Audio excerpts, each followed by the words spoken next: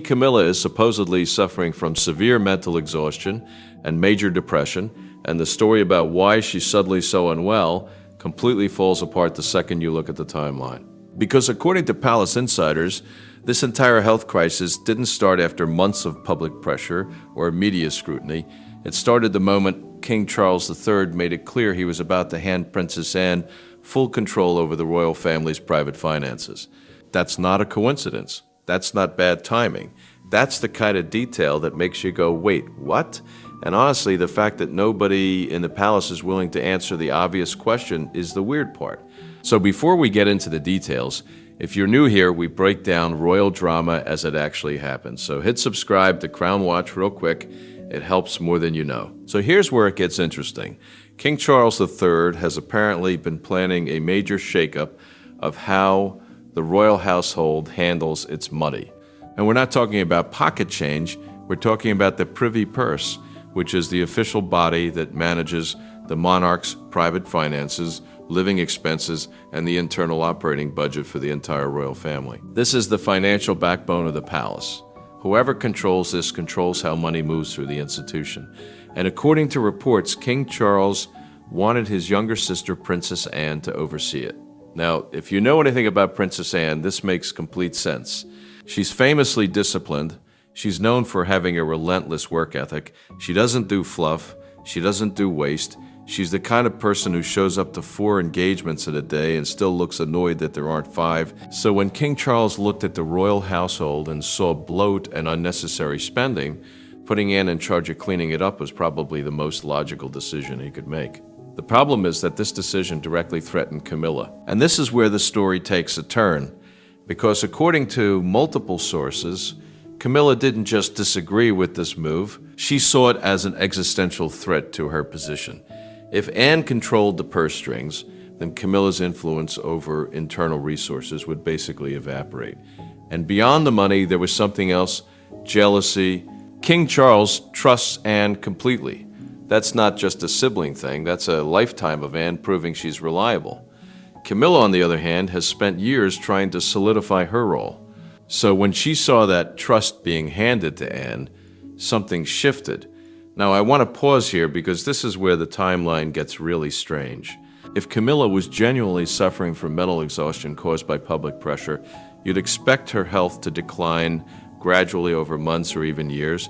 You'd expect there to be visible signs during public engagements. You'd expect staff to notice small changes over time. But according to the reports, none of that happened. Instead, her sudden deterioration coincided almost perfectly with the moment she learned about the king's plan. That's not how mental health crises typically work. That's how a strategy works. And the strategy, according to palace sources, was surprisingly calculated. Camilla allegedly hired a private physician in Chelsea to create a fabricated medical dossier and not just a vague note saying she was feeling unwell. We're talking about an official medical report diagnosing her with severe mental exhaustion and major depression. The kind of document that would make any husband pause. The kind of document that would make a king reconsider his decisions. Now, I want to be clear about what's being alleged here. The claim is that Camilla contacted this doctor directly, that she asked him to prepare a file stating that her condition was caused by relentless public pressure, and that she offered financial compensation in exchange for falsifying the diagnosis. If that's true, then this isn't just a case of someone exaggerating their symptoms. This is a coordinated effort to manipulate the king's compassion. And here's where it gets even more uncomfortable. Once Camilla had the falsified medical report in hand, she reportedly began appearing before King Charles, looking visibly haggard, drawn face, weary eyes. The whole performance, she would break down in tears, she would plead with him to reconsider, and she framed her argument in a way that was designed to sound selfless. She told him that if he gave her control of the Privy Purse instead of Anne, it would give her a sense of purpose. It would help her recover. It would be the motivation she needed to heal. That's a very specific kind of manipulation. It takes a position of weakness and turns it into a demand for power. She wasn't just asking him to slow down the transition, she was asking him to reverse it and hand her the exact authority he was planning to give to Anne, and she used her health as the justification. That's not a small thing. That's the kind of move that only works if the person on the receiving end is emotionally invested enough to overlook the logic, and for a while it seemed like it might actually work. King Charles reportedly began to waver. He saw his wife looking exhausted. He had a medical report in his hands. He was caught between his plan to streamline the palace and his instinct to protect his spouse. That's a difficult position for anyone, and Camilla knew exactly how to exploit it. But then she made another move, and this is where the story gets even more revealing. According to the reports, she didn't stop at asking for control of the privy purse. She also demanded a written commitment from King Charles, transferring all of the late Queen Elizabeth II's symbolic jewelry collections to her and to her children from her previous marriage. That's not a small ask. Those are priceless pieces tied to the history of the monarchy, and the fact that she brought this up in the middle of a conversation about her mental health tells you everything you need to know about her actual priorities. If the goal was truly to recover, why would she need jewelry? Why would she need a written pledge about inheritance? Why would she need financial security for her children from a previous marriage? Those aren't things that help someone recover from depression. Those are things that help someone consolidate power. And that's exactly what Princess Anne started to notice. Now, Princess Anne is not someone who misses details. She's sharp, she's observant, and according to the reports, she began to suspect something was off when she noticed Camilla making secret phone calls whenever the king left the room. The pattern was consistent. King Charles would step out of his study. Camilla would immediately pull out her phone and start speaking in a hushed tone. And the way she behaved on those calls didn't match the image of someone suffering from severe mental exhaustion. She was too focused, too calculated, too deliberate. So Anne did something very direct. She placed a trusted servant on the palace cleaning staff assigned to Camilla's quarters, and that servant eventually managed to photograph the contents of Camilla's phone, call logs, message exchanges, the whole thing. And when Anne reviewed the evidence, she found exactly what she suspected: the private physician in Chelsea, the same name on the medical diagnosis, the same number appearing repeatedly in Camilla's call history. At this point, Anne didn't wait for permission. She didn't go through channels. She went directly to the doctor's clinic and confronted him. And this is where the story shifts from suspicion to confirmation. Because, according to the reports, the doctor initially tried to defend his work. He claimed the diagnosis was based on proper medical procedures. But when Anne showed him the call records and the message exchanges, he collapsed. He admitted that Camilla had contacted him, that she had offered financial compensation, that the diagnosis was entirely fabricated, that there were no actual health indicators supporting the claims of mental exhaustion or depression. That confession changed everything. Anne now had a living witness and a complete body of evidence. She had screenshots, she had testimony, she had the doctor's admission, and she took all of it directly to King Charles. Now imagine being King Charles in that moment. You've spent weeks worrying about your wife's health.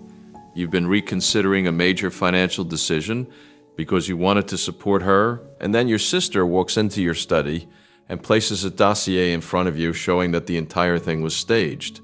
That's not just disappointing, that's deeply humiliating. According to the reports, Anne laid it all out. The fabricated medical indicators, the secret negotiations, the financial arrangement, the fact that Camilla's exhausted appearance was part of a coordinated performance designed to manipulate his compassion, and then she connected it to the larger goal. Camilla didn't want to recover. She wanted control. She wanted the privy purse. She wanted the jewelry. She wanted to secure her position and her children's inheritance. The health crisis was just a tool. King Charles reportedly sat in silence. He was shocked. And then he did something that suggests he understood the full weight of the situation. He convened an emergency meeting of the Royal Council. Not a private conversation, not a quiet resolution, a full meeting with the core members of the council present, and Anne brought the doctor into that meeting as a witness. The doctor stood in the middle of the chamber and confessed everything. He broke down every fabricated indicator. He explained how Camilla had directed the process. He confirmed the financial arrangement. And with that testimony on record, the entire performance collapsed. There was no room for denial, no way to spin it. The evidence was sitting on the table. King Charles then delivered his judgment. He announced that all previous considerations regarding Camilla's authority were revoked. She was stripped of all control over resources, budgets, and internal affairs. She lost every privilege connected to access to royal finances or inheritance. And then he went further. He ordered her expelled from Buckingham Palace immediately, that night. That's a stunning escalation. This wasn't a temporary separation. This wasn't a cooling off period. This was an official removal from the palace grounds. The guards were instructed to enforce it without delay, and according to the reports, Camilla was forced to pack her belongings in silence while the rain poured down outside. She had no argument, no defense, no way to salvage the situation. The image described in the reports is almost cinematic. Camilla stepping out into the courtyard as the rain intensified, her tears mixing with the rainwater, her voice breaking as she cried out to Charles, asking how he could treat her this way after half a lifetime together. But here's the thing. She wasn't asking why he was being cruel. She was asking why her plan didn't work. She was asking why she lost everything in a single night. And that's a very different question, because when you actually look at what was said versus what happened, the contradiction is glaring. Camilla claimed she was suffering from mental exhaustion caused by public pressure, but the evidence showed she was actively coordinating with a doctor to fabricate that diagnosis. She claimed she wanted to recover, but her demands were about money, jewels, and inheritance. She claimed she was too weak to handle the pressure, but she was strong enough to execute a multi-step manipulation campaign. That's not a health crisis, that's a power grab. And the fact that she framed it as a health crisis makes it worse, because it exploits the very compassion that King Charles was trying to show her. It weaponizes empathy. And here's the part that really stands out to me. Princess Anne didn't need to do any of this. She could have stayed quiet, she could have let the situation play out, but she didn't. She saw something wrong and she acted. And the reason she was able to act is because she paid attention to the details. The secret phone calls, the timing, the inconsistency between Camilla's public presentation and her private behavior. That's what uncovered the truth. So what's the deeper lesson here? I think it's pretty simple. Transparency matters, not just in institutions, but in relationships. When someone asks for power and justifies it by pointing to their own suffering, you have to ask whether the suffering is real or whether it's being used as leverage.